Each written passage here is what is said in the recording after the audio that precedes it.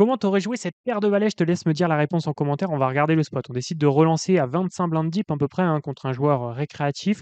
Au flop, on décide de miser 75. Notre adversaire nous call, turn une dame, on continue de valoriser à hauteur de 85 du pot. Notre adversaire nous call, river un 5, on décide de faire tapis, hein, probablement en value ici. Dis-moi ce que tu en penses en commentaire et nous on va passer à la correction. Déjà, open préflop, évidemment que c'est une très bonne idée. C'est bet assez cher sur ce board-là, faut faire attention quand vous laissez bet cher à avoir quand même des fois de temps en temps des bluffs. Après, contre un récréatif, pourquoi pas? Ça ne nous dérange pas de vouloir protéger notre main ici.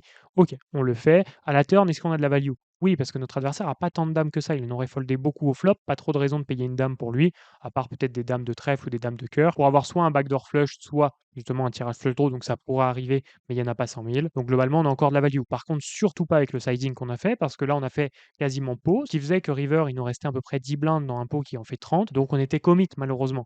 Que là, si on avait fait plutôt 5-6 blindes, river, il y aurait eu environ 21 blindes dans le pot et il nous resterait 15 blindes. Donc on aurait eu encore la place de fold ou de valoriser si on touche. Donc là, malheureusement, le sizing est trop cher et surtout, river, quand votre adversaire check, ici, vous avez plus de value. Dans le meilleur des scénarios, votre adversaire a un 9 ou un 4, on peut espérer ça, ou un tirage manqué, donc on n'a plus de value, il payera plus maintenant. Mais par contre, s'il a une dame ou un 5, il va continuer de payer et vous allez tout perdre. Donc là, il faut évidemment check back, qui est une grosse erreur et son adversaire l'a payé avec justement 6 et 5. Si tu veux continuer ta progression, c'est sur spinpro.fr.